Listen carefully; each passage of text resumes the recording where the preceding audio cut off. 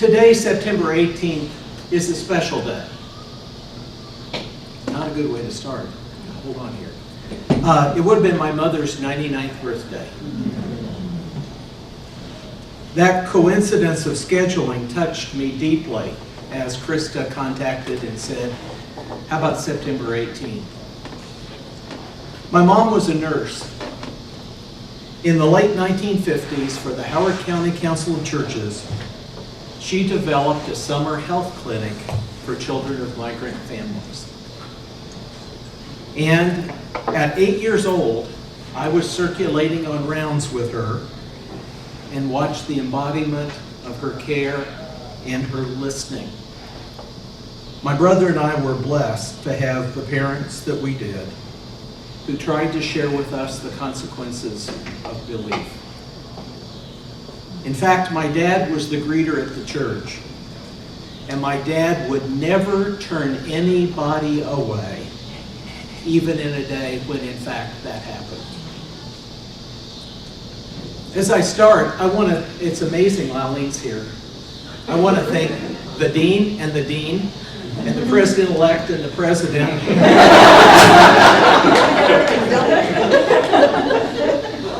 And I want to thank my faculty colleagues for 2 sabbatical projects over the last 7 years that helped me complete this manuscript. And friends, I hope we all know how rich this academic environment is and how blessed we are to be at a place that seeks to help faith make a difference. And I really believe that's the kind of place where we are. And while I know I'm going to miss somebody doing this, I particularly want to thank David Hoke and Jim Poling for those long conversations about practical theology that we had. I want to thank Nancy Bedford for keeping me current on Christology. I want to thank Brooke Lester for helping me translate a passage that was part of this lecture. And I want to thank Osvaldo Vena for critiquing an early draft of this chapter from which I'll draw the lecture.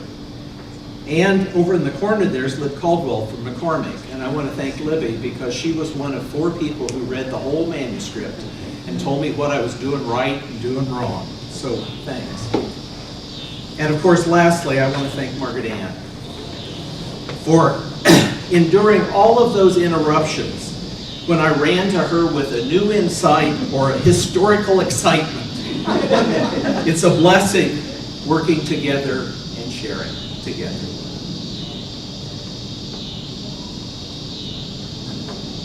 It worked.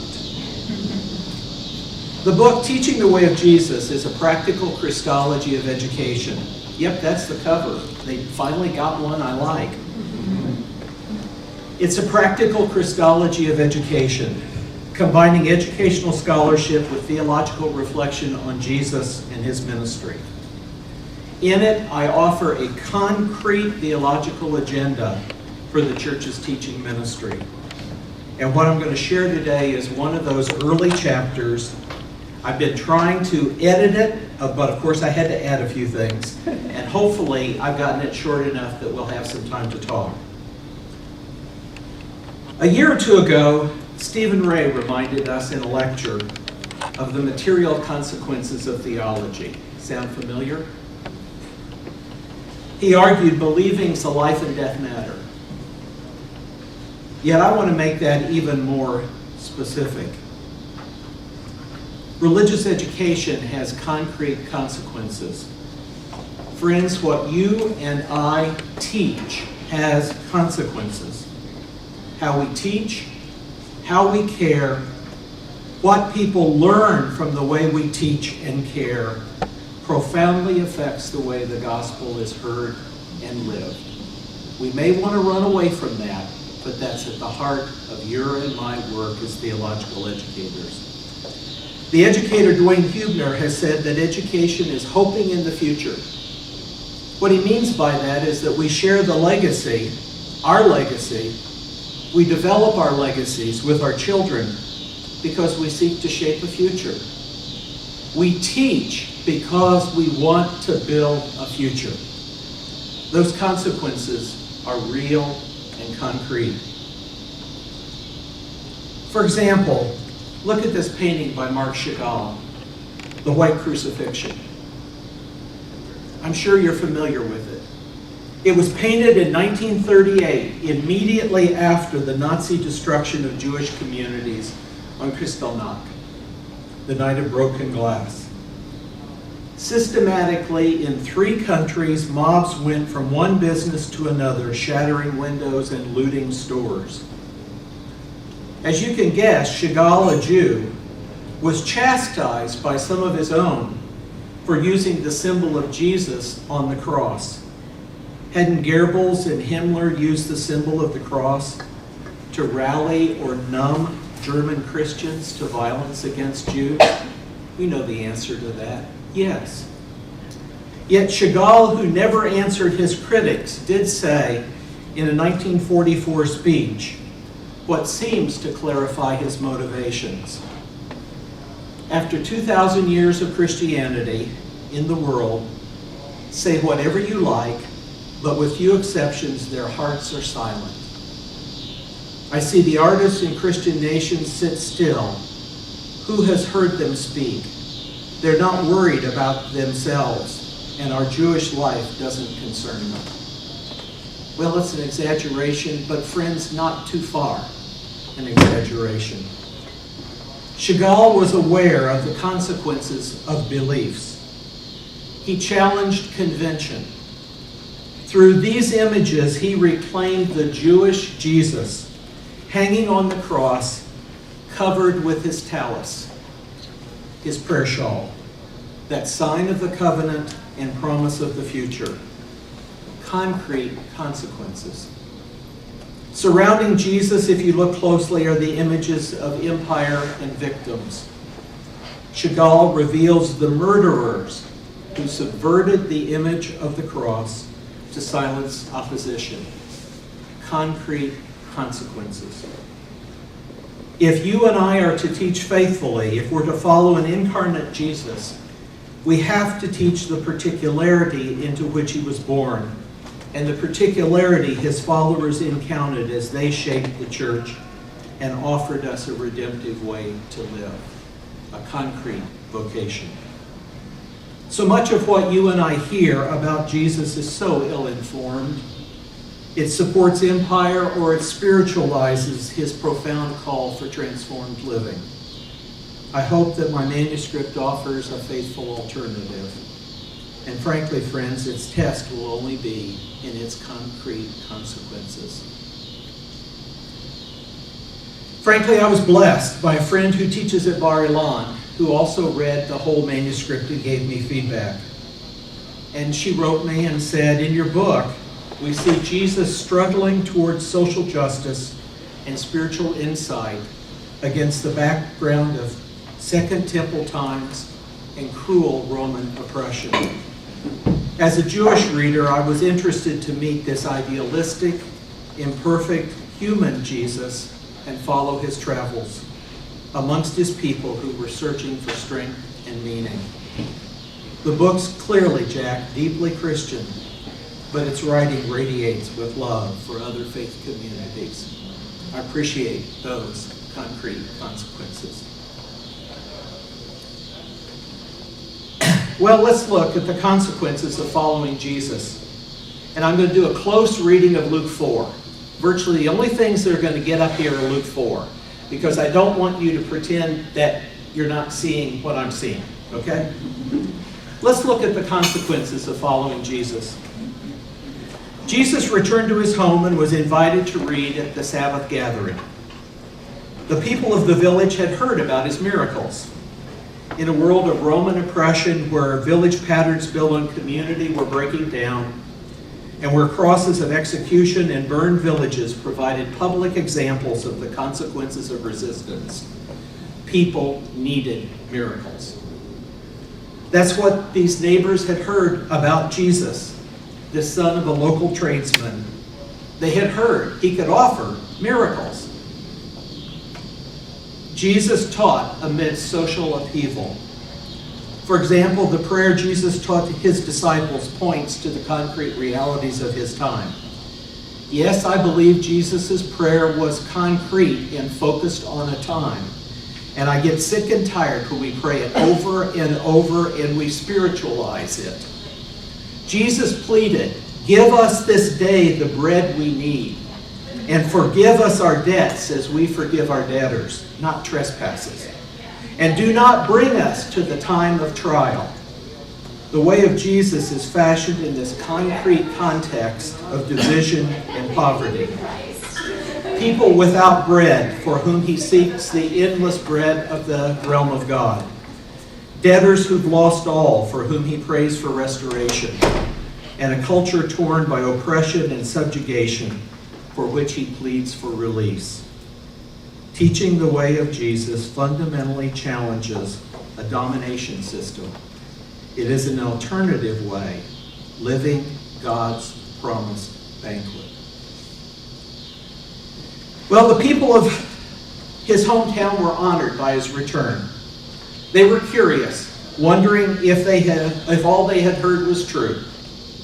At the Shabbat gathering in a simple home, we know there were no synagogues at that time, the leader handed Jesus a scroll of Isaiah, probably the Haftarah reading for the day. Haftarah, after the Torah, the reading after the Torah. Remember, 200 years before this time, the Seleucid king Antiochus, as my grandchildren tell me, Epiphanes, as they tell me, has outlawed the reading or even the possession of the Torah. The people resisted Antiochus by memorizing portions of the Torah and organizing the writings of the prophets. How silly was Antiochus to let them organize those writings? The practice continues today in synagogues, where a Torah passage is read, followed by a Haftarah passage. Law and prophets. Have you ever heard about that? Therefore, without a doubt, before Jesus would have read the Haftarah passage, another would have already read the Torah passage for the day. Hold on to that thought. I want to tell you what might have been the Torah in just a minute. Luke says Jesus took the scroll and he opened it to the marked place. It was not his choice.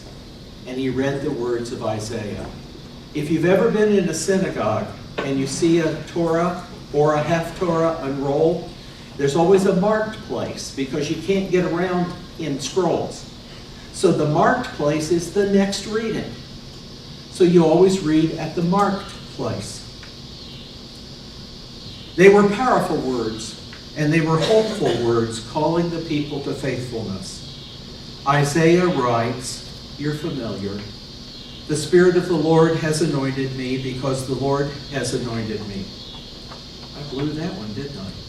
"He has sent me to preach good news to the poor, to proclaim release to the prisoners, and recovery of sight to the blind, to liberate the oppressed, and to proclaim the year of the Lord's favor." As Luke tells the story, the people were impressed. His reading inspired them, as did his interpretation of the text. Note, saying that today the scripture's been fulfilled in your hearing didn't offend anybody. In fact, they were delighted. Everyone was raving about Jesus. So impressed were they by his gracious words. They said, "This is Joseph's son, isn't it?" They wondered, is Isaiah's message of liberation ours? Will the Romans be defeated? Will Jesus do his magic? Yet with all their accolades, we know the rest of the story. The people's pride turned to anger as Jesus continued to challenge. What was going on? I know that many scholars have treated this Luke 4 text as if it were simply Luke's construction. You can find that in commentary after commentary. It was Luke's construction, they say, to include outsiders. And on top of that, they say Nazareth was probably such an insignificant and poor town that could not possess a Torah scroll, much less any Haftarah scrolls. Well, I want to tell you, I take these concerns very seriously. But the bottom line is you don't have to have a Torah scroll to know the Torah and to recite the Torah. My father was not a reader, but whenever he would go visit someone in the funeral home, he would quote to them psalm after psalm. It was memorized in his mind. While I understand the arguments about who wrote this text, and it's absolutely clear Luke twists it for Luke's own purpose, I want to argue that there may be more going on in this text that can help us think about the concrete consequences of your and my teaching. Could it, in fact, be a memory of an event in Jesus' hometown? A memory that was recast later? Without a doubt, we know that Jesus was rejected in his hometown. Even his family feared he was out of his mind. To consider why he might have been rejected, look at the story again. While at home, Jesus attends the Sabbath celebration. He was observant.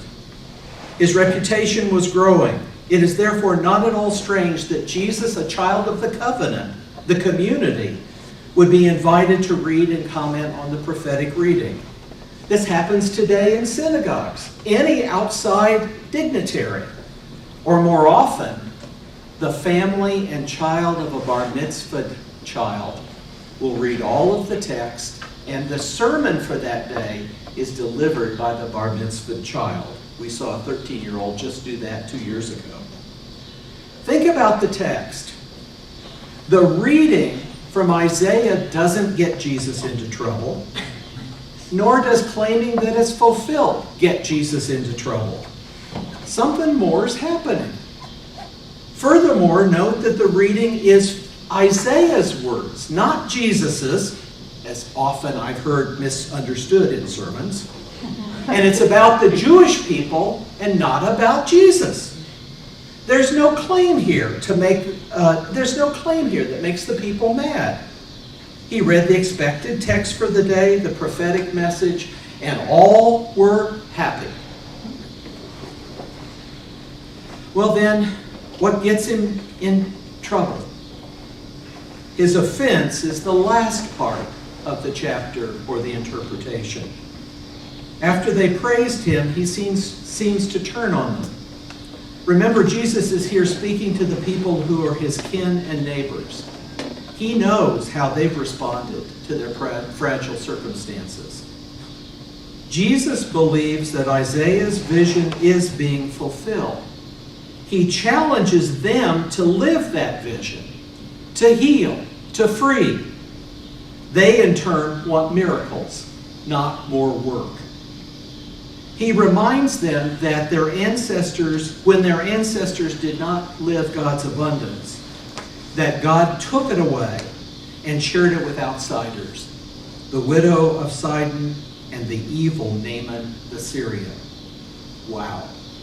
This is not that bland, typical sermon that most of us preach when we go home to preach. What's going on? Well, we're guessing. And you know I'm guessing. We know how oppression works. Victims sometimes take on the images of themselves in the eyes of the oppressor. They are thus blinded to all but the oppressor's definitions and expectations. Jesus' neighbors may have lost identity and their somebodyness. When that occurs, victims turn on other victims. Simply, in times of fear and crisis, people tend to hoard what little they have. They become desperate and hidden. Instead, Jesus expects them to live Isaiah's miracle. Can't they see God's redemptive work? Elsewhere, Jesus was able to take fearful people and reestablish patterns of sharing, so that 5,000 could be fed from limited supplies and the best wine brought out at a wedding. Miraculously, he had gathered people who were outcast, questionable, and sinners into new life. He helped people see who was on the invitation list to God's table. The sick were restored to community. The strangers were invited to sit at table. The outcasts were invited back in, and new life was offered to those who were near death. Furthermore, these actions of redemptive community challenge the hierarchy. We can live for each other even among those who want to divide and conquer. All concrete consequences.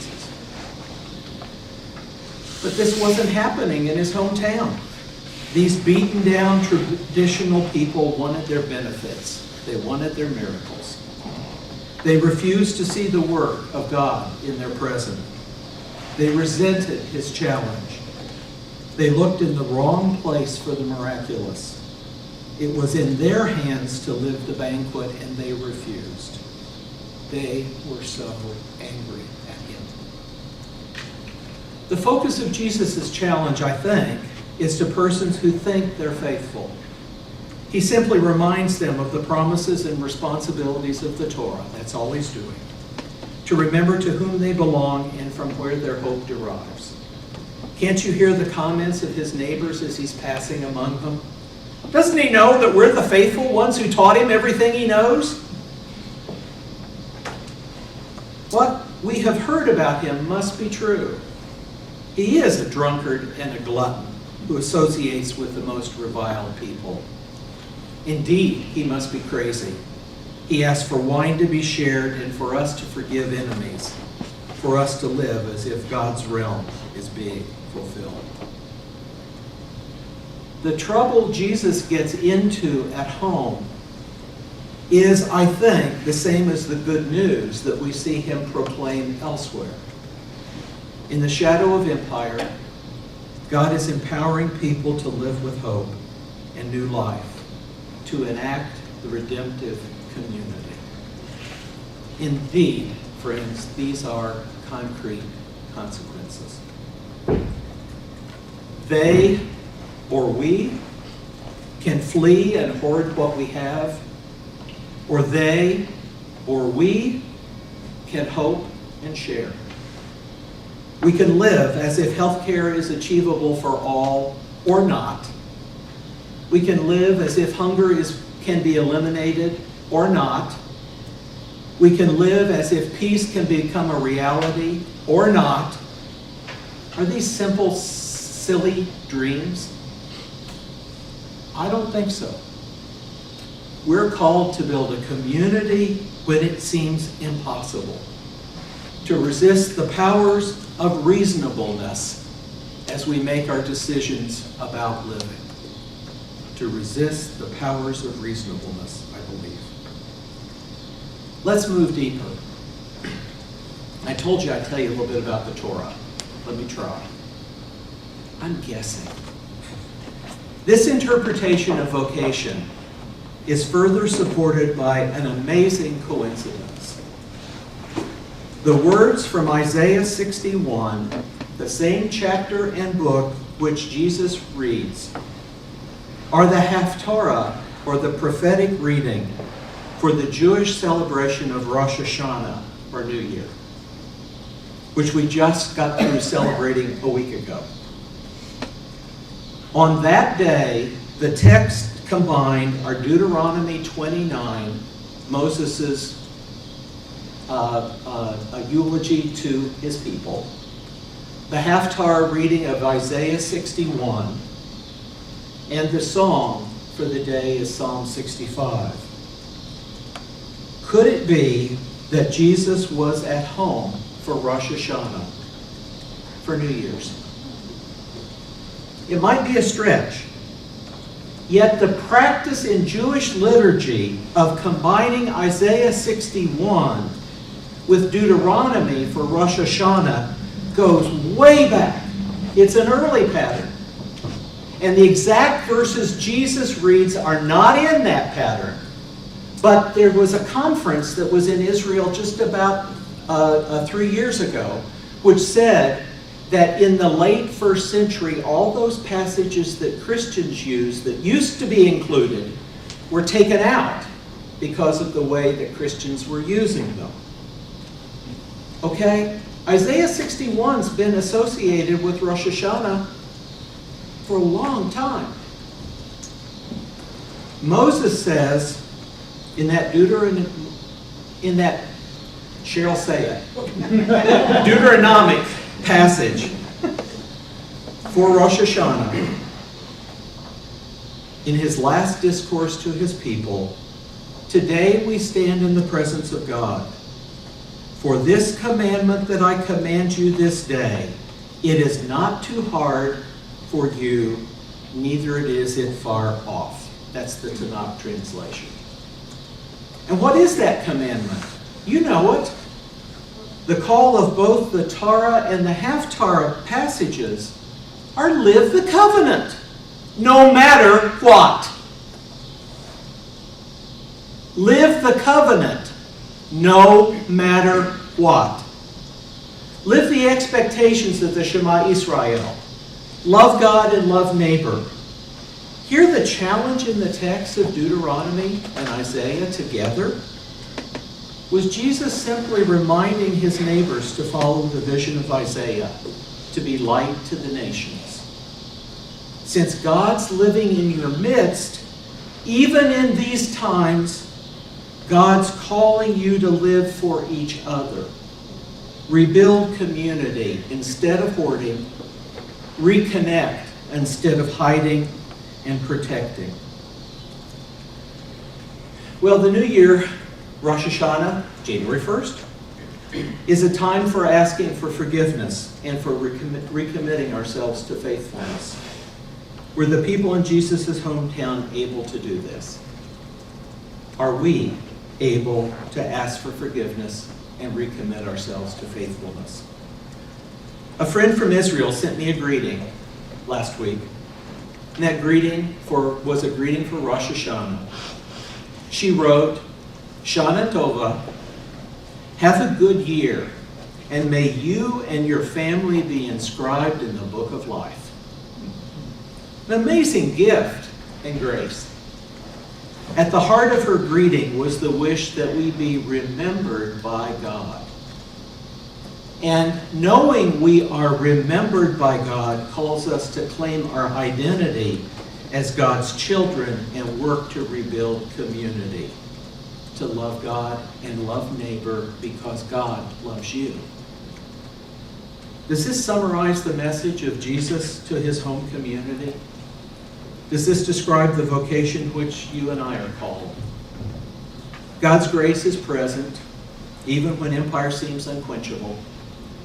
Each day we have a new chance to live by God's grace because we are remembered by God. Yet how many times do we both subtly and overtly hoard and protect when we could reach out with abundant trust? Is that what his neighbors were doing? Well, I think so. It's your call whether I've made an argument. The text of Moses, coupled with Isaiah, is, we have turned away from the ways of faithfulness, and God is not avoiding to see that. No wonder the Nazareth villagers would have been angry. They were reminded of how far they were from living the covenant. The message Jesus inserted into his world was the good news that the abundant grace of God is ubiquitous. Such grace calls us to the vocation of risky faithfulness.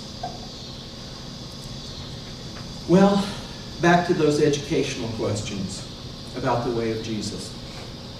What does it mean to live that vocation? What are the concrete consequences of teaching? Teaching the way of Jesus is proclaiming and embodying redemptive community.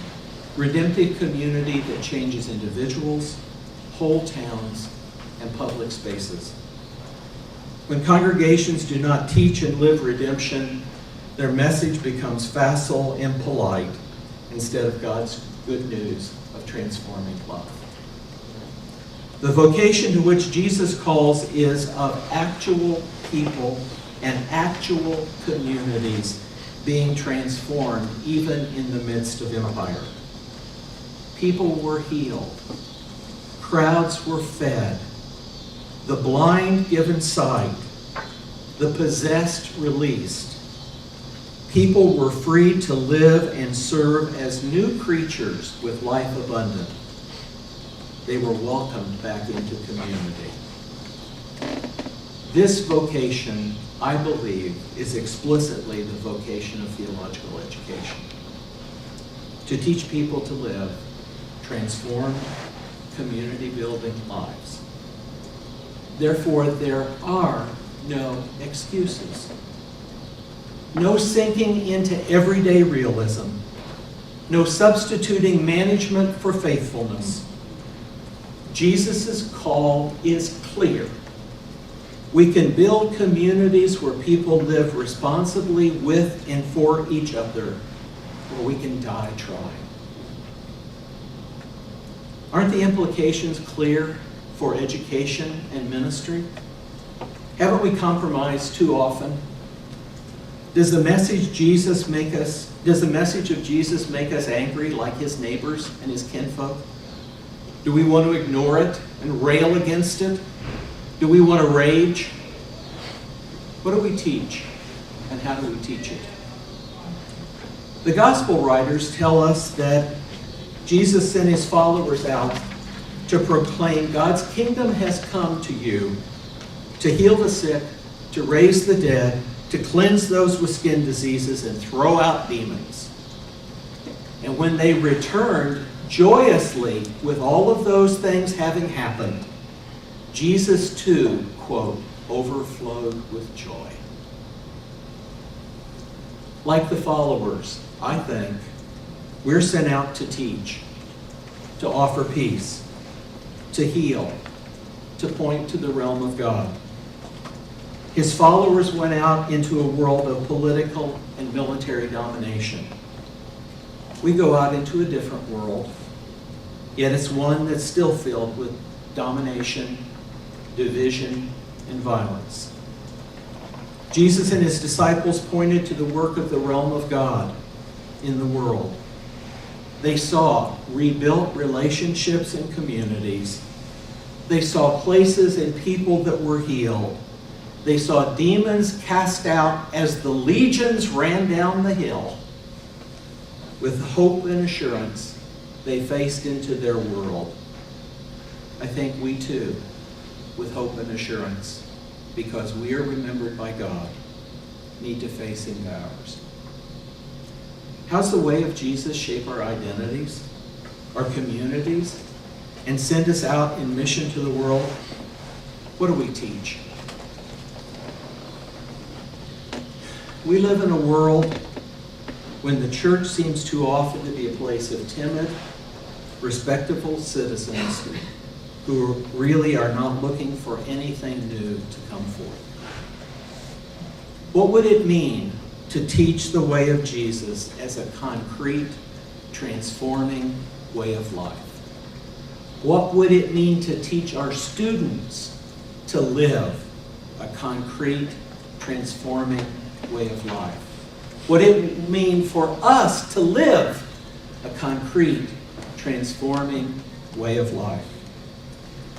To love God and neighbor, to live in God's grace, to seek the realm of God, to set bounty in the midst of scarcity, to learn to resist the time of trial and empire, and to experience the new life of the resurrected one. What I try to do in the book is take each one of these and ask the question, what would our teaching look like if we took each one of these really seriously? Do the priorities of God's banquet claim our life together? Do the priorities of God's banquet claim our teaching together? Perhaps even the faculty in our curriculum revision need to ask, might Jesus' concrete expectations of us be part of what we do in curriculum revision? Well, what are the concrete consequences? Enacting redemptive community to God is what we're called to do. Enact redemptive community and teach others to enact redemptive community. I think God invites us and invites others of goodwill to this task. That's why we have to partner with our brothers and sisters in other religious communities. Excuses can't count anymore, friends. And I hope that I've got an opportunity in the next few years to keep challenging the images of Jesus that have claimed our populace and have silenced his ability to critique and to challenge. Well, my friend wrote a week ago, and I offer her gift to you to close. Shana Tova, may you and those you touch be inscribed in the book of God's life.